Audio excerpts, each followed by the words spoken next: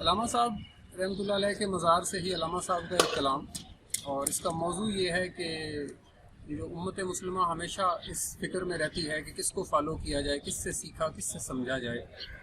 تو علامہ صاحب اسی پر لکھ رہے ہیں کہ تو نے پوچھی ہے امامت کی حقیقت مجھ سے، حق تجھے میری طرح صاحب اسرار کرے۔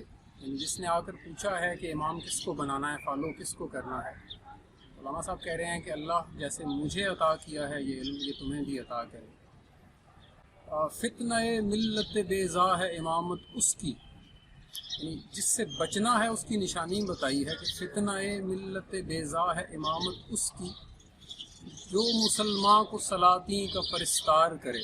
یعنی جو مسلمانوں کو بادشاہوں کے پیچھے چلنا یا حکمرانوں کے پیچھے چلنا سکھا رہا ہے، اس سے بچنے کا کہا گیا ہے وہی تیرے زمانے کا امام برحق۔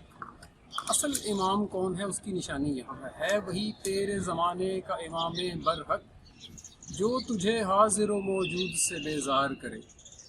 جو تمہیں اس سارے سے بیزاری پیدا کر دے، چاہے وہ دینی یا دنیاوی ڈھانچہ ہے، کیونکہ جب تک اس سے بیزاری پیدا نہیں ہوگی ہم اس صحیح اور نئی سمت میں سوچنا ہی شروع نہیں کرتے، ہم اسی کو ٹھیک سمجھ کے اس پر چلتے رہتے ہیں۔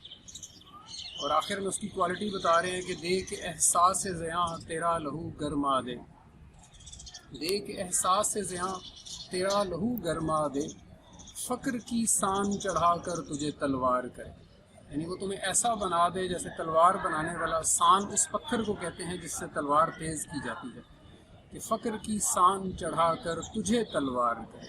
یعنی وہ استاد ایسا نہیں ہو سکتا جو خود علم بتانے پہ لگا رہے، بلکہ اپنے شاگرد کو ایسی تلوار بنا دے گا جس سے وہ خود شکار کر سکے۔ اللہ تعالیٰ ہمیں سمجھنے کی اور عمل کرنے کی توفیق۔